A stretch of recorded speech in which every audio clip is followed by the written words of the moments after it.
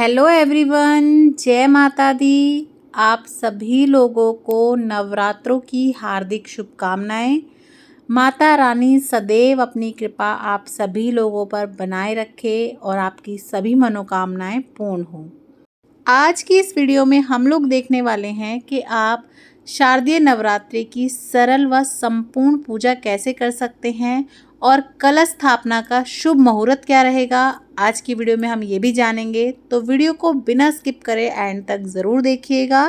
तो चलिए वीडियो को शुरू कर लेते हैं। नवरात्रि की पूजा 9 दिनों तक चलती है। हमें कलश स्थापना भी करनी है, ज्वारे भी बोने हैं।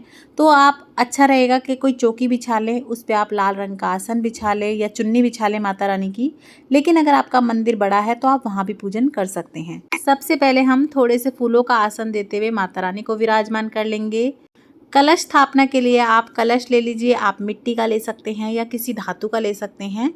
आप तांबे का, पीतल का, कोई भी ले सकते हैं। उसके कंठ पे आप इस तरह से कलावा बांध लें और इस तरह से आप उसे अच्छे से जो है तिलक कर लें, उस पर स्वास्तिक बना लें। उसके बाद हम इसमें शुद्ध साफ जल भर लेंगे। तो कंठ तक आप इस तरह से जल भर लीजिएगा। जो पानी आप पीते हैं वही हम भर लेंगे। उसके बाद हमें कलश में डालने के लिए चाहिए हल्दी की गांठ, सुपारी, सिक्का, लौंग, इलायची। और जब ये सामान आप लेंगे तो आप ध्यान रखिएगा कि आपकी लौंग का जो फूल है वो टूटा हुआ ना हो, आपकी जो इलायची है या फिर जो आपकी हल्दी की गांठ है उसमें कीड़ा ना लगा हो। और हम ये सब चीज़ें आप अपने कलश में डाल देंगे। सिक्का आप पहले अच्छे से धो लीजिएगा पानी से। और अगर आपके पास हल्दी की गांठ नहीं है तो इसकी जगह पे आप हल्दी पाउडर ले सकते हैं, वही जो आप अपने किचन में यूज़ करते हैं खाना बनाने के लिए। दूर्वा, थोड़े से चावल और कुछ फूल डाल देंगे। उसके ऊपर हम पल्लव लगाएंगे। तो आप आम के, अशोक के, कोई भी ले सकते हैं। शुभ गिनती में लीजिएगा 5, 7, 11, 21। और इस पर आप रोली से और चंदन से तिलक कर लीजिएगा। नारियल हमें पानी वाला और जटा वाला ही लेना है, सूखा हुआ नारियल नहीं लेना और ना ही गंजा लेना है। और इसको हम जो है चुन्नी या कपड़े में लपेट के अपने कलश के ऊपर रखेंगे। और आपका जो नारियल है वो आपकी तरफ मुख होना चाहिए उस नारियल का।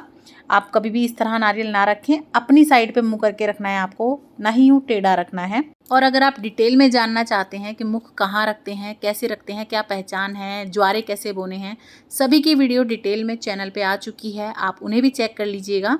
मैं सभी का लिंक आपको डिस्क्रिप्शन बॉक्स में दे दूँगी। तो यहाँ पे मैंने अपने ज्वारे भी बो लिए हैं। और इस तरह से अगर आप ज्वारे बोएंगे तो आप देखिएगा आपके बहुत ही अच्छे हरे भरे से ज्वारे होते हैं। तो शुरू में आपको हल्का हल्का ही पानी डालना है, बहुत ज़्यादा गीला नहीं करना, लेकिन रोज़ आपको थोड़ा थोड़ा सा पानी का छींटा देना है। तो मैंने अपने ज्वारे बो लिए हैं। यहाँ पे हम अपने नारियल के ऊपर या तो चुन्नी लपेट लेंगे या फिर आप 1.25 मीटर लाल कपड़ा भी लपेट सकते हैं। और इस तरह से हम कलावा बांध लेंगे। पर आप याद रखिएगा गांठ नहीं लगाते हैं कलावे में, सिर्फ गोल गोल घुमाते हैं। एक प्लेट, कटोरी में आप इस तरह चावल भर के उसके ऊपर नारियल रख के इस तरह से रख लें। आप अपने ज्वारों के ऊपर भी नारियल रख सकते हैं, अलग से भी रख सकते हैं।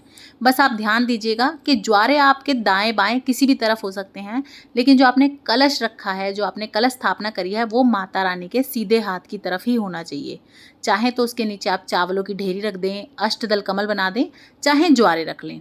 और अगर आप अलग अलग रखना चाहते हैं तो ज्वारे आप दूसरी तरफ रख दें या इसी के आगे पीछे रख सकते हैं, लेकिन आपका कलश सीधे हाथ की तरफ ही होगा। भगवान गणपति को ज़रूर से पूजा में विराजमान करें, उनके बिना तो कोई भी पूजा संपूर्ण नहीं मानी जाती। माता रानी को हम चुन्नी उड़ा देंगे। कलावे की मैंने यह माला पहना दी है। भगवान गणपति को कलावा अर्पण कर देंगे। उसके बाद हम माता रानी का जयकारा बोलते हुए अपनी जोत जोड़ लेंगे।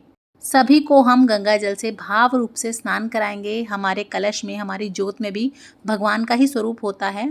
हाथ जोड़कर माता रानी से निवेदन करेंगे कि वे हमारी पूजा को स्वीकार करें और अपना आशीर्वाद हमें दें। भगवान गणपति को सर्वप्रथम चंदन से तिलक करेंगे। हमारे कलश को, जोत को चंदन से तिलक करेंगे। उसके बाद रोली से भगवान गणपति को, माता रानी के शेर को और जितने भी माता रानी के स्वरूप हैं सभी को हम इस तरह से तिलक कर देंगे। सभी को अच्छे से फूल अर्पण करेंगे। अगर आपको गुड़हल का फूल मिल जाता है, कमल का फूल मिल जाता है तो माता रानी को ज़रूर से अर्पण करें, भगवान गणपति को अर्पण करें। नहीं तो जो भी फूल आपको मिल सके आप वो भगवान को, माता रानी को और अपनी जोत को इस तरह से अर्पण कर दें। फूल माला पहना सकते हैं आप। अपने कलश को अच्छे से आप जो है फूल अर्पण करें। कलश में भी ब्रह्मा, विष्णु, महेश सभी देवी देवता हमारे जो हैं विद्यमान होते हैं, तो उनका भी अच्छे से हम पूजन करेंगे। पंचमेवा का भोग लगा देंगे। मीठे पान का आप भोग लगा सकते हैं या फिर पान के पत्ते पे इस तरह से लौंग, इलायची, सुपारी और पताशा रख के आप भोग लगा सकते हैं। प्रथम नवरात्रे वाले दिन, स्थापना वाले दिन तो आप पान का, मेवा का, फलों का भोग लगा सकते हैं। उसके अलावा घर की ही चीज़ों से माता रानी को 9 दिन में विशेष भोग लगाए जाते हैं और वो सभी भोग आपके घर में, आपकी रसोई में ही मिल जाएंगे। पर सभी भोगों को सही दिन पे लगाने का विशेष फल होता है, तो उनको भी आप लगा सकते हैं। वीडियो आपको चैनल पे मिल जाएगी, लिंक सभी का डिस्क्रिप्शन बॉक्स में मिल जाएगा, ज़रूर चेक कीजिएगा। माता रानी को आप कोई चुन्नी या साड़ी ज़रूर से अर्पण कीजिएगा। साथ ही में कुछ सुहाग का सामान रख दीजिएगा, 2 चीज़ 5 चीज़ आप अपने हिसाब से रख सकते हैं। यहीं पर बैठकर दुर्गा सप्तशती के आप पाठ पढ़ सकते हैं, आप दुर्गा चालीसा कर सकते हैं, दुर्गा माता के किसी मंत्र की, बीज मंत्र की आप माला कर सकते हैं। साथ ही में कुछ दक्षिणा आप ज़रूर से अर्पण कर दें, ताकि कुछ अगर त्रुटि रह गई हो, भूल चूक रह गई हो, तो वो हमारी जो है संपूर्ण हो जाए। उसके बाद यहीं पर छोटा सा हवन किया जाता है। आप करसी पे भी कर सकते हैं या फिर आप कपूर पे भी कर सकते हैं। तो आप 11 या फिर 5 आहुति तो कम से कम दीजिए। अगर आपको मंत्र उच्चारण आता है माता रानी का तो बहुत अच्छी बात है, नहीं तो आप ओम भूर्भुवः स्वः की इस तरह से 5 आहुति दे सकते हैं।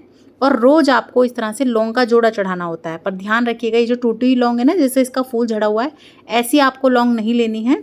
जिस लौंग में पूरा फूल हो, ऐसी आपको 2 लौंग लेनी है, इसे जोड़ा बोलते हैं। और ये आपको थोड़ा सा घी लगा के इस हवन में डालनी है। ये पूर्ण हवन माना जाता है। इस तरह से आप ज़रूर करें रोज़। और आपके घर के जितने सदस्य हों, बच्चे बड़े, सभी के नाम की एक जोड़े की आहुति तो आप ज़रूर से लगवाएं। और जैसा कि मैंने आपको बताया है, उसके बाद जो भी आपने भोग प्रसाद लगाया हो, चाहे तो विशेष भोग हो या फिर कोई भी पंचमेवा हो या फल हो, जो भी आपने भोग प्रसाद लगाया हो वो आप अग्नि में इस तरह से डाल दीजिए। और इसके बाद आप हल्का सा जल का छींटा ज़रूर से दीजिए, क्योंकि जब तक आप जल का छींटा नहीं देते हैं तो आपका जो भोग है ना, वो संपूर्ण नहीं माना जाता। तो इस तरह से हम जल का छींटा दे देंगे। भोग लगा के हम आरती करेंगे, तो आप कपूर आरती कर सकते हैं या जोत से कर सकते हैं। सर्वप्रथम भगवान गणपति की आरती करेंगे, उसके बाद माता रानी की आप आरती कर सकते हैं, ओम जय जगदम्बे वाली।